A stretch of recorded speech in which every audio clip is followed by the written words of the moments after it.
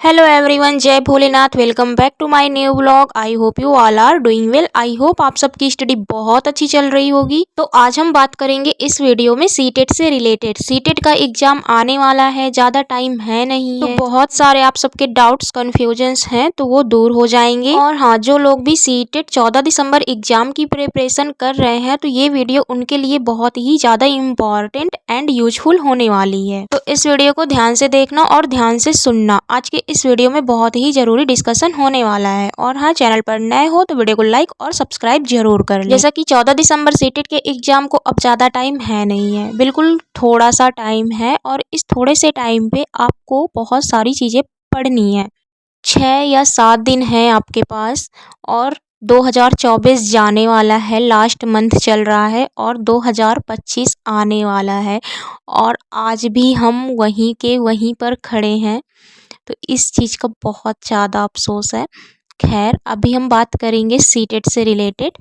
तो सीटेट के सब्जेक्ट है 5: CDP, Hindi, math, science, Sanskrit या फिर इंग्लिश, जो भी आपने चूज किया होगा। आप सीटेट पेपर 1 वाले हो या फिर आप सीटेट पेपर 2 वाले हो, आप बहुत पहले से एग्ज़ाम की तैयारी कर रहे हो, 1-2 महीना पहले से कर रहे हो, या फिर अभी आपने रिसेंट में तैयारी करना स्टार्ट करा है, तो ध्यान से देखना और ध्यान से समझना चीज़ों को कि कैसे क्या करना है। तो सबसे पहले हम बात कर लेते हैं सीटेट के मोस्ट इम्पॉर्टेंट सब्जेक्ट सीडीपी की, क्योंकि सीडीपी एक ऐसा सब्जेक्ट है सीटेट में कि वो चारों पांचों सब्जेक्ट को कवर करती है। और उसमें अगर अच्छे मार्क्स आ गए और बाकी सब्जेक्ट में थोड़े थोड़े नंबर कम भी आ रहे हैं तो आपके सीटेट निकलने के चांस ज़्यादा बन जाते हैं। और इतने कम समय में सीडीपी पढ़ना बहुत ज़्यादा ईजी है, तो ध्यान से सुनो।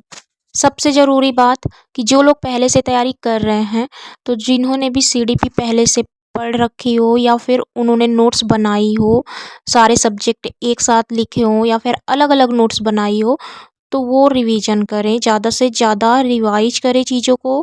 और ये 4-5-6-7 दिन है आपके पास, तो इन दिनों में आप रिवीजन ही ज़्यादा से ज़्यादा करो। और बाकी चीज़ों के लिए आपके पास टाइम नहीं है। और मैराथन्स क्लासेस आ रही हैं, आप सचिन सर, हिमांशी मैम, जिनको भी आप देखते हो, आप उनके चैनल पर मैराथन्स देखो। मैराथन्स बड़ी ज़रूर होती हैं पर एक मैराथन में सारी चीज़ें कवर अप हो जाती हैं, तो मैराथन्स भी देख सकते हो अगर आप पहले से तैयारी कर रहे हो तो। पर जो लोग अभी से तैयारी करना स्टार्ट किए हैं, अभी 8-10 दिन पहले से या फिर अभी 1 हफ्ते पहले से, 6-7 दिन पहले से, तो वो क्या करें? तो उनके लिए बस मैं एक बात बोलना चाहूँगी कि देखो, अब आपके पास बिल्कुल भी टाइम नहीं है कि आप सारी चीज़ों को इधर उधर से देखो, नोट्स बनाओ या फिर वीडियोस देखो जो सीरीज वाली हैं। अगर आपके पास, आप देख सकते हो तो कर सकते हो एक एक वीडियो, बट मैं आपको सजेस्ट करूँगी कि आप मैराथन्स देख लो। सारे सब्जेक्ट की आपके लिए इनफ होगी, मैराथन्स देख लो। और इन 6-7 दिनों में जितना भी टाइम है आपके पास, एक भी दिन आप पीवाईक्यू सॉल्व करना मिस मत करो। ज़्यादा से ज़्यादा पीवाईक्यू लगाओ। इन 6-7 दिनों में 2 लगा सकते हो 2 लगाओ, 3 लगा सकते हो 3 लगाओ, जितनी आपके पास कैपेसिटी है आप उतना लगाओ। अगर आपके नंबर कम आ रहे हैं तो आप ज़्यादा से ज़्यादा टाइम दो। और अगर आपका टाइम मैनेजमेंट नहीं है, इससे आपका टाइम मैनेजमेंट भी होगा। अगर आपके मार्क्स कम आ रहे हैं सीडीपी वगैरह में या फिर और अदर सब्जेक्ट में, तो आपके नंबर भी अच्छे आएंगे। और अगर आपके नंबर अच्छे आ रहे हैं, 100, 110, 105 या फिर 90 से ऊपर जा रहे हैं, 95, 96, तो हाँ, आपका सीटेट निकलने के पूरे 100% चांस हैं, क्योंकि इसमें कोई माइनस मार्किंग नहीं होती है।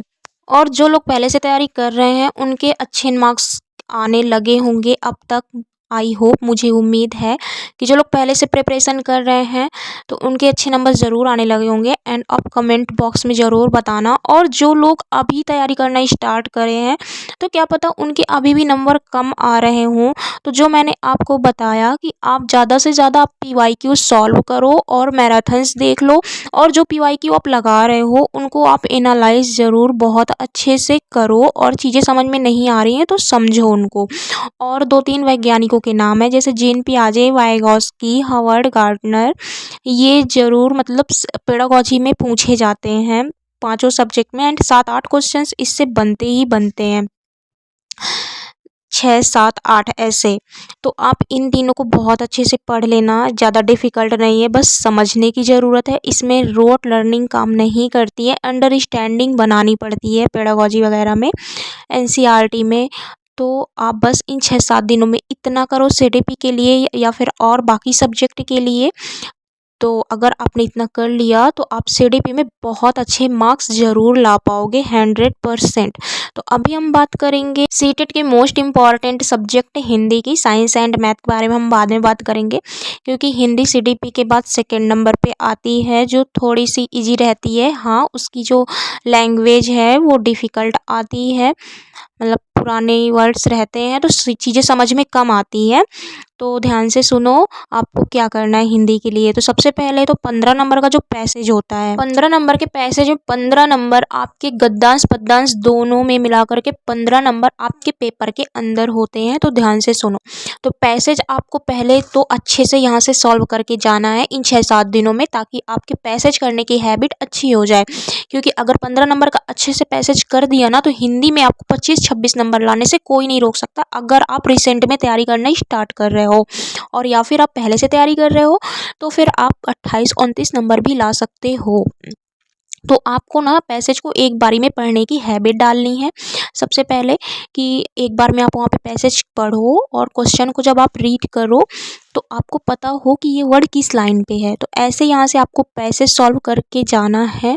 तो यहाँ पर पैसेज अच्छे से ज़रूर रोज़ सॉल्व करो अभी से, अगर अभी तक आप नहीं कर रहे हो और कर रहे हो तो बहुत अच्छी बात है। और पद्यांश में जो पोएम रहती है तो वो छोटी तो रहती है, पर वो गद्यांश से भी थोड़ी सी डिफ़िकल्ट लगती है जब आप करते हो।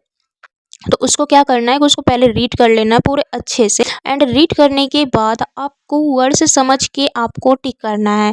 और वर्ड्स भी कई सारे सेम सेम मैच करते हैं, तो आपको समझना है कि कहाँ पर सही उत्तर बैठ रहा है एंड आपको उसी को टिक करना है। बट टाइम टेकिंग वहाँ पर नहीं होना चाहिए, नहीं आपका वहाँ पर टाइम बिगड़ेगा। तो यहाँ से ही आपको टाइम मैनेजमेंट करके जाना है। और मैं फिर से बोल रही हूँ, 4-5 दिन 6 दिन अगर आप डेली टेस्ट दे रहे हो अच्छी तरह से, तो टाइम मैनेजमेंट आपका बिल्कुल हो जाएगा। तो पैसेज के लिए आपको बस इतना करना है, गद्यांश पद्यांश दोनों के लिए 100% आपके पैसेज में बहुत अच्छे मार्क्स आएंगे अगर आपने ये ट्रिक फॉलो की। तो अभी हम बात करेंगे हिंदी की मोस्ट इम्पॉर्टेंट पेडागोजी की। तो पेडागोजी के लिए आपको क्या करना है, पेडागोजी के लिए आपको ओनली मैराथन्स देखनी है। अगर आप अभी तैयारी कर रहे हो और पहले से तैयारी कर रहे हो तो आपको बस रिवीजन करना है और कुछ नहीं करना है, क्योंकि अब टाइम नहीं है। बस आप इतना करो और जितनी आपके पास कैपेसिटी है, 1, 2, 3 जितने टेस्ट आप दे सकते हो, 2-2.5 घंटे का टेस्ट रहता है 150 नंबर का, जिसमें से ओबीसी वालों को 82 एंड जनरल वालों को 90 नंबर इम्पॉर्टेंट होते हैं और उससे ज़्यादा नंबर इम्पॉर्टेंट नहीं होते हैं। और देखो एक बात और, अगर आपका सीटेट का एग्ज़ाम अच्छा चला गया तो 2024 जैसा कि जाने वाला है, ठीक है, 2025 आने वाला है, और इस साल में आपने जो कुछ भी किया हो, जो कुछ भी किया, या फिर लास्ट मंथ में आप अपना सीटेट का एग्ज़ाम दे रहे हो, तो सीटेट के एग्ज़ाम आप दोगे और 8-10 दिन बाद आंसर की आ जाती है। तो दिसंबर में ही आप एग्ज़ाम दोगे और दिसंबर में आपकी आंसर की आ जाएगी। तो आपको एटलीस्ट इतना तो सेटिस्फेक्शन हो जाएगा कि हाँ, हमने सीटेट तो एटलीस्ट क्लियर किया। और अब 2025 में जो वैकेंसी आएंगी टीचिंग लाइन के लिए, तो अब हम उनके एग्ज़ाम दे पाएंगे। रिजल्ट बाद में आएगा, बट आंसर की से इतना सेटिस्फेक्शन तो आपको हो जाएगा कि अब आने वाले 2025 में हम टीचिंग एग्ज़ाम की प्रिपरेशन करेंगे और टीचर भी बनेंगे 2025 में। तो 2024 के ख़त्म होते होते अपना सीटेट का एग्ज़ाम अच्छे से दो और सीटेट का एग्ज़ाम क्लियर करो। और टॉपर्स के आपने इंटरव्यूज़ वगैरह भी देखे होंगे कि वो लोग एक महीने में 10-10, 20-20 दिन पढ़ के कैसे वो सीटेट अपना क्लियर करते हैं और टॉप भी करते हैं। तो आप इन 4-5-6-7 दिनों में पढ़ करके सीटेट में एटलीस्ट, अगर आप जनरल से हो तो 94-95 नंबर, या फिर और 100 नंबर, 110 नंबर, ओबीसी से हो तो 90 नंबर, 95 नंबर, तो इतने तो आप ला ही सकते हो। तो आप ऐसे अच्छे से अपना एग्जाम दो एक पॉजिटिविटी के साथ। बस आपको बस इतना करना है हिंदी पेडागोजी के लिए। और अब हम बात करेंगे मोस्ट इम्पॉर्टेंट सब्जेक्ट संस्कृत की, कि संस्कृत में अब आपको क्या कैसे चीज़ें करनी है, क्योंकि संस्कृत बचपन से ही हम छोड़ चुके होते हैं और उसके वर्ड समझने में ना इतनी प्रॉब्लम आती है। ऑलमोस्ट 10th के बाद सबकी संस्कृत छूट चुकी होती है, बहुत कम बच्चे होंगे जो आगे भी संस्कृत पढ़ते होंगे। तो अब हम संस्कृत को फेस कर रहे हैं अपने सीटेट के एग्ज़ाम में। जिसकी इंग्लिश वीक है तो वो संस्कृत ही चूज करेगा। तो देखो संस्कृत में ज़्यादा इशू नहीं है अगर आप अच्छे से पढ़ते हो तो, क्योंकि संस्कृत अगर आप चूज करते हो तो कहीं ना कहीं हिंदी से वो आपको ईजी लगती है हिंदी की वजह से, ठीक है। तो संस्कृत में आपको क्या करना है कि डेली आपको जितने भी दिन है आपके पास सीटेट के एग्ज़ाम के लिए, तो डेली आपको उसका पैसेज ज़रूर से ज़रूर रीड करना है। डेली रीड करना है, एक बार 2 बार आप कर सकते हो, जितनी बार आप टेस्ट दोगे उतनी बार तो आप रीड करोगे ही। लेकिन अलग से भी आप रीड करना चाहो तो कर सकते हो संस्कृत का पैसेज, जिससे कि आपको वहाँ पे एग्ज़ाम हॉल पे जब आप बैठोगे तो उससे आपको थोड़ी सी हेल्प मिलेगी। तो आप पैसेज को अच्छे से पढ़ लो पूरा। फिर इसके बाद उसमें थोड़ा सा समझ में नहीं आती हैं चीज़ें कि कैसे कहाँ पे टिक करें, तो आपको वर्ड्स मैच करने हैं। वर्ड्स कहाँ पे कौन सा वर्ड मैच कर रहा है तो वो वर्ड मैच करके आपको टिक करना है। ऐसे आपको पैसेज करना है, जो मैंने भी किया था वही ट्रिक मैं आपको बता रही हूँ। और ऐसे ही आपको पद्यांश में जो पोयम रहती है संस्कृत की, उसमें भी आपको सेम चीज़ यही करनी है, तो उसको भी आपको रीड करना है। और हाँ, जिसके पैसेज अभी भी वीक हैं तो उसको मैं ज़रूर बोलूँगी कि आप पैसेज रीड करो। आप टेस्ट दे रहे हो उस समय भी रीड कर लो, और आप अलग से भी 2-3 बार ऐसे बैठे हो कहीं पे खाली तो मोबाइल निकाल के आप पैसेज अपना रीड कर लो। अगर आप ऑनलाइन टेस्ट दे रहे हो, ऑफलाइन दे रहे हो तो अपने गेस पेपर से। और देखो एग्ज़ाम नज़दीक है, अगर आप ज़्यादा भी पढ़ लोगे ना सीटेट के लिए तो आपका कोई घाटा नहीं है। तो आप जितना ज़्यादा आप टाइम दे सकते हो सीटेट के एग्ज़ाम की स्टडी के लिए, अभी इन 4-5-6-7 दिनों में आप उतना ज़्यादा टाइम दो। आप 8 घंटे भी पढ़ पाओ ना तो 8 घंटे भी दे दो। और जितने भी काम धाम है आपके पास घर के या फिर बाहर के, उन चीज़ों में भी थोड़ा थोड़ा सा आप टाइम निकालो कि उन काम को कम करके आप अपनी स्टडी पे ज़्यादा फोकस करो, क्योंकि मैराथन्स लंबी रहती हैं, उनको भी आपको देखना है। अगर आप अभी तैयारी शुरू कर रहे हो और अगर आप पहले से तैयारी कर रहे हो तो ठीक है, चलो आप काम भी कर लो और पढ़ाई भी कर लो। लेकिन आप अभी ही कर रहे हो, आपने 10-15 दिन पहले ही स्टार्ट करा है और अभी भी आपको चीज़ें आपके दिमाग में घुस नहीं रही हैं, तो बस मैं आपको यही बोलूँगी कि अगर आपको सीटेट का एग्ज़ाम क्लियर करना है तो आप बस ज़्यादा से ज़्यादा पढ़ाई करो सीटेट के लिए, ताकि आपका इन 7 दिनों में पढ़ करके आराम से आपका सीटेट निकल जाए और आप भी कह पाओ कि हाँ मैंने इतने कम समय में अपना सीटेट क्लियर किया। तो एक कॉन्फिडेंस बूस्ट होता है अपने लिए। तो आप इतना करो, इससे ज़्यादा आप कुछ मत करो। और पेडागोजी आपको जैसे कि संस्कृत की जो पेडागोजी होती है उसके लिए आप मैराथन्स देख लो।